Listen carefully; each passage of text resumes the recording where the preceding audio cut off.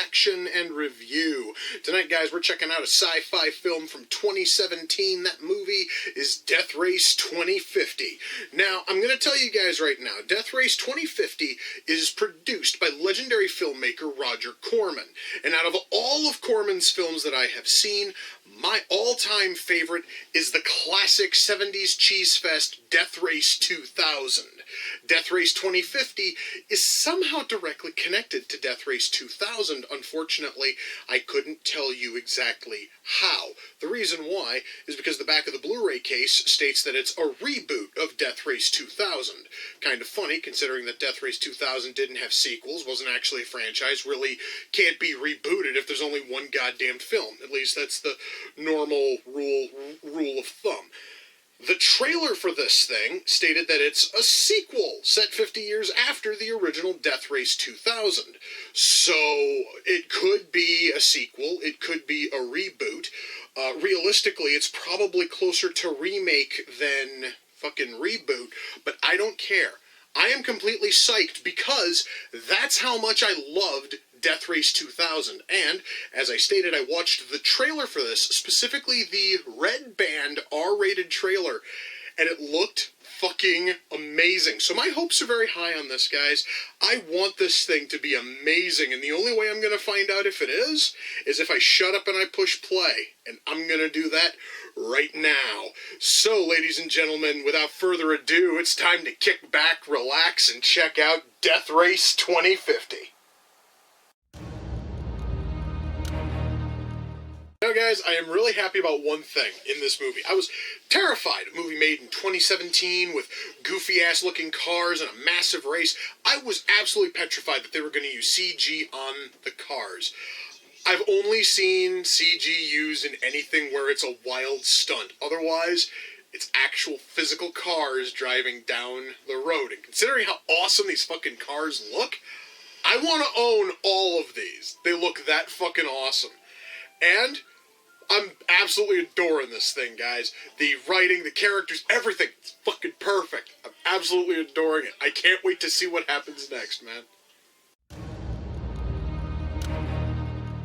Oh, that was fucking amazing, guys. So, they took the famous hospital scene from Death Race 2000, and they swerved it by making it a school instead of a hospital. And it was just as fucking great, man. It was fucking awesome. Fuck yeah, baby. I'm loving this, man. I really fucking am. Yeah. You know, guys, there's something I didn't mention earlier, and I really need to bring it up now, because one thing that made Death Race 2000 so amazing was the awesome, colorful cast of characters taking part in the fucking race. And with this being like a reboot, remake kind of thing, you could totally have expected them to have just carried over every single character and just tried to like modernize them and shit. The only one who came over is Frankenstein. So we are treated to a whole new crew of colorful characters, and goddamn it, each and every one of them are really fucking likable, man. Like, I am totally digging every single driver. I've loved every kill. I'm loving everything about this movie, man. This thing here is the kind of remake I have dreamt of, man. It is almost sheer perfection, and I fucking love it. Yes!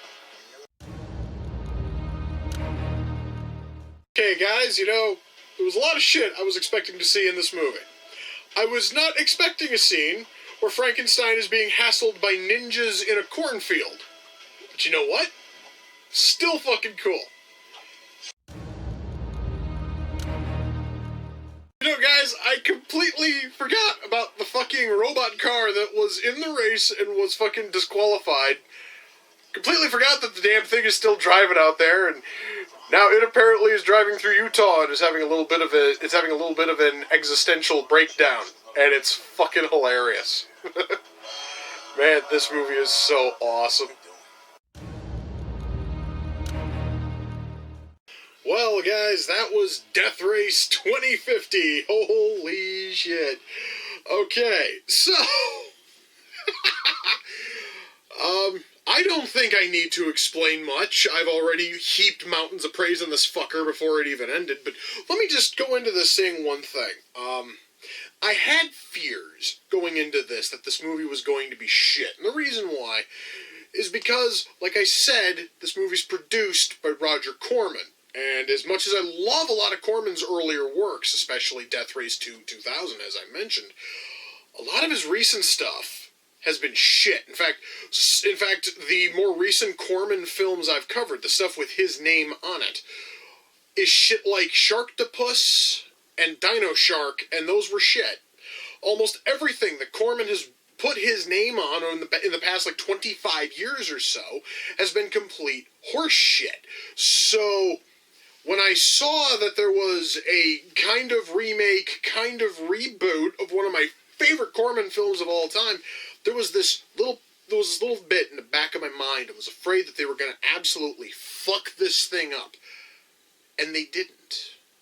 This thing, guys, was pure, blissful, cheesy awesomeness, and I fucking adored every second of it. Now, let me try to explain this. Writing. One thing that made Death Race 2000 such an awesome movie was the razor-sharp writing. It was a biting satire on modern culture. This thing has taken that and has elevated it. Everything which is part of our culture today is sort of played with here. Religion. Basically, religion in the United Corporations of America have been pretty much wiped out, save for the church, which one of our drivers, Tammy, is from. And her church is like this mishmash of every other faith and a shitload of pop culture stuff, all mashed into one. So it's got a little bit of Christianity. It's got a little bit of Islam. It mentions James Dean and Dwayne The Rock Johnson as saints. There's just a whole lot of shit in there, and it's absolutely hilarious. And it's a nice, biting satire on the very premise of religion. And it's done incredibly well. Almost every character here has got some kind of a fucking satirical edge to them. Whether it be mocking hip hop culture, whether it be mocking artificial fucking drivers and smart cars, or as I said, mocking fucking religion. There's a ton of shit in here.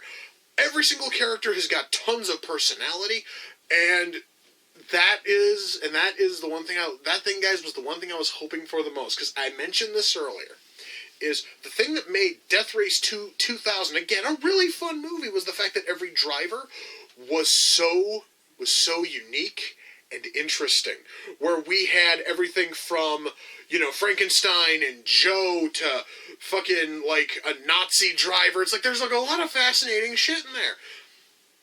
And here, again, every single driver is really fascinating. The only one that carries over from Death Race 2000 is Frankenstein. And they tweaked the character so much that it fucking works brilliantly. So, I'm totally down with that.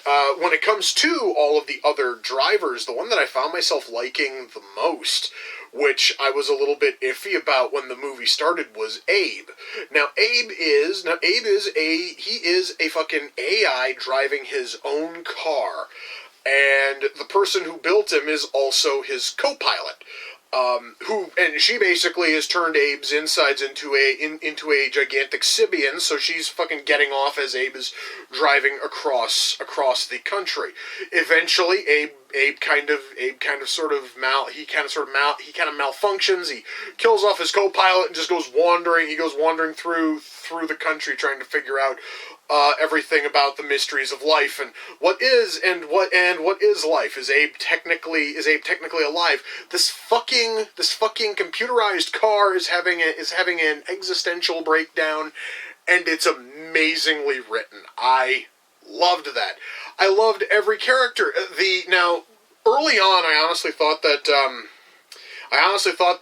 Jeb. I really thought that Jeb fucking Perfectus was just going to be a reskin of a fucking Machine Gun Joe from the original Death Race 2000, and there is a little bit of that in there, in fucking so much as he is Frankenstein's direct rival, and it kind of starts off feeling basically like he's just a knockoff of Joe, but then you then see more of them, and you get more, and you get like more of the character as they go to each of the stops, and they go to all the like checkpoints, and they're all like, you know, like slumbering for the evening. They're all like off fucking road and everything, and all of a sudden Jeb gets a little bit of depth, and you find out that there's a lot more to him than just the hatred for Frankenstein.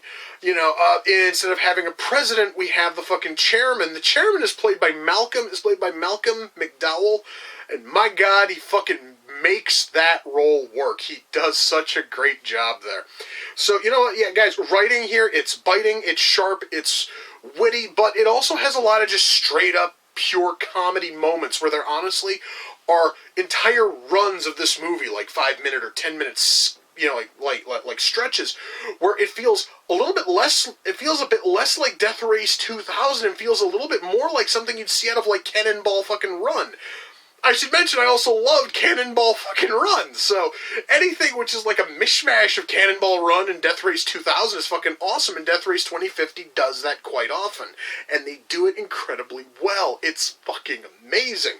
So yeah, guys, writing here is brilliant as long as you're into some slightly cheesy shit. Like, this thing, guys, is not... This thing is in no way high fucking concept, high fucking drama shit. This is pure, fun, sci-fi, cheesy action fun, and I loved every goddamn second of it. Now, let's talk about the acting. I mentioned that Malcolm McDowell plays the chairman of the United Corporations of America. He's the only actor I could actually name. I don't know anyone else in this movie, but I am going to say, everyone else turns in a fantastic showing. I loved how everybody played their roles. Everybody, you could just tell, we're having a fucking blast working on this. And guys, when your cast is having a lot of fun working on a movie, it really does make the whole movie feel a lot more entertaining, and it puts a lot more energy into the movie. This thing had a stellar cast who was having a fantastic time on set, and you can tell. You can tell just by watching the finished product. The cast loved working on this thing. So we have that. Our acting here is amazing. And again, considering Corman's output, whether he be a director, a producer, or whatever the fuck, his output over the last 25 years has for the most part been shit. I was dreading having horrible acting. But no, our acting here is amazing. So we have that. Special effects. There is a problem here, which you would almost think, considering how much I have banged on about this in the past, you would almost think that it would be a huge hindrance here. I have stated many times I am not a fan of CG blood in movies, and this movie does certainly utilize a lot of CG blood. The thing about it, guys, is that when it does utilize it, it actually is beneficial to the film. Because, guys, this thing is so fucking over-the-top comic book cartoon goofiness. You want that little bit of extra weirdness. You want that little bit of extra goofiness, and that is where the CG blood comes in. You know, and mind you, it seriously is not used often, which I think is also why I don't mind it. There is so much here which is fucking done practically, and it looks amazing. So what is here for CG blood, it really just kind of helps add to the goofy, over-the-top comic book cartoon feel of this thing. So there we go. This is probably one of the few times I'm going to actually praise CG blood in a movie, because it fucking worked, and it worked really well. Now, also talking about special effects, and I talked about this earlier, you would think a movie made this year, made in 2017, a fucking decade which just drowns everything in fucking CG. You would have expected the cars to have been CG. But no, almost every shot, they're actual physical cars driving down the fucking road. And considering how badass all of these cars look, which is of course keeping in the spirit of Death Race 2000, I absolutely loved that. In fact, the only time I could really remember a very clearly CG car is when Frankenstein takes a fucking shortcut, which involves him essentially ramping off of a parking fucking garage and getting back down to the main fucking road. All of that, his car was done in CG, but almost every other shot is pure honest to God physical car, and that is amazing. And that helps give this movie a far more fucking authentic feel, and that's awesome. So we have that. We have on-screen graphics, because this whole thing is supposed to look like a television broadcast in most cases. So every time that somebody scores on, men, women, children, the elderly, whatever the hell, you will actually see you'll see their name pop up, and you will see you will see what their score is at. And also, every time that somebody dies, similar to a fucking video game, you will actually see 10 points pop up above their head, which is really fucking cool. And all of that, and all of that was put in, obviously, fucking digitally, and it looks really friggin' cool. This thing has just an awesome style to it, and the CG and the everything else in terms of like all that. It works very well. I mentioned that there's practical gore and practical blood. What is here is fucking amazing, guys. This movie is in no way perfect. I am not about to put this thing on a fucking pedestal and say, behold the greatest movie ever made. But oh my god, I loved it, and that's partially because it is a, I guess we can just call it a fucking remake of a movie I loved, and it's a remake that was done well. I understand I still haven't gotten to the rest of my stuff, but I just want to make that point clear. We can fucking mark it down right now. Emer has just found a remake that he fucking adores. And I never thought that would ever fucking happen. Now, let's finish talking about the movie here. Our sound mix here is done incredibly well. God, what else is there? The soundtrack is really one of the lacking points. A whole lot of the soundtrack is really shitty punk, and our one fucking hip hop driver, God, I'm trying to remember her name now, Minerva. She has this god awful song like Drive. I believe the song is called Drive, Kill, Kill. And she sings it constantly as she's driving, and it's basically like the biggest song in the entire country. And every single time you hear it, you just kind of cringe because the song fucking blows. So yeah, music here in terms of like the soundtrack is kind of shit. Unfortunately, that's pretty much it for music. That and the stuff that you see on the stuff that's supposed to actually be the Death Race broadcast, which at least that stuff's decent. So our soundtrack kind of sucks. Our score is fairly decent. Oh, going back to special effects for just a sec, I want to talk about green screen, because you see, this movie utilizes a whole lot of green screen, blue screen, chroma key stuff, and I'm going to tell you right now, it looks incredibly cheesy. However, I also once more have to stress exactly how totally over the fucking top this fucking movie is. So it actually kind of helps add to the whole fucking like over the top cartoon comic book look of this thing. Very similar to how all of the chroma key done in Speed fucking Racer was sort of helping with the overall look and feel and atmosphere of that film. Yeah, I also enjoyed Speed fucking Racer. I actually think it's kind of weird that I am not a fan of normal, like, actual races like NASCAR and shit. But I'll totally watch Death Race or Cannonball Run. Well, I'll watch Death Race 2000. I'll watch Death Race 2050, Cannonball Run, and Speed fucking Racer, because all those are awesome movies. So yeah, I'm not a fan of racing, but I'll totally watch movies involving racing. I guess that is just like a personal thing. It just sort of popped into my head. I just thought that was a little bit strange. Anyway, chroma key in here is really kind of cheesy, but god damn it, it honestly helps. It honestly helps with the overall look and feel of the movie, and for that, I love it. Yes, guys, when all is said and done, can I recommend Death Race 2050? Fuck yes! Abso-fucking-lutely. I adored this thing. From start to finish. From the very moment I hit play until the moment that the credits stopped, I don't think I stopped smiling, because it kept throwing me curveballs, because I'm so used, guys, to like remakes and reboots and all that, just doing the same shit. And when I saw all the differences that they did simply with Frankenstein, on top of the fact that they changed everything else about the fucking drivers, and the only thing which is still here is the race, the changes that they made to Frankenstein surprised the hell out of me. Because I was totally fucking expecting the same kind of twists that were in Death Race 2000. To see that he actually is a cyborg who's been just beaten up and blown up and burned alive in so many of these races, and now he's more he's more metal than fucking man. That was really cool.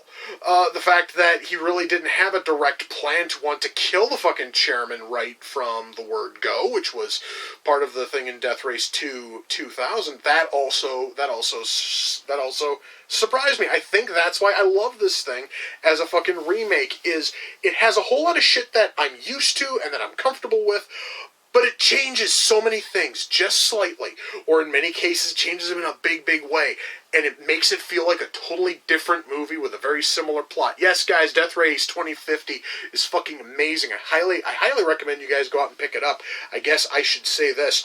I bought this thing on Amazon for $4.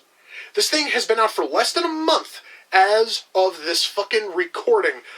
I got it for $4 brand new, and god damn it, I am so happy with that. That is the best $4 I have spent all fucking year. This sucker is going to have a very happy spot on my Blu-ray shelf. It is going to stand tall and proud right next to Death Race 2000, and god damn it, I am probably going to marathon the both of them anytime I feel like watching one of them, because they're both that fucking good. Yes, guys, find this thing no matter how the fuck you find it. Check it out and watch it. I absolutely adored it, and I have a feeling that a lot of you are also going to love it too. Now, mind you, this movie is not perfect. This movie is incredibly, cheesy and goofy and kind of stupid. But that honestly is what you want when you're watching a Death Race movie. And god damn it, this thing and Death Race 2000 are sheer perfection in terms of goofy sci-fi cheese, and I love them both to fucking death. So yeah, guys, I think I'm gonna go watch Death Race 2000, because it's been about 6 months to a year since I last watched it. So I'm gonna go and watch that, and then I'm going to consider maybe giving this thing a second watch. It was just that fucking good. And with that, my friends, we come to the close of another reaction and review. Until next time, ladies and gentlemen, take care, and I will see you all in the near future. Peace.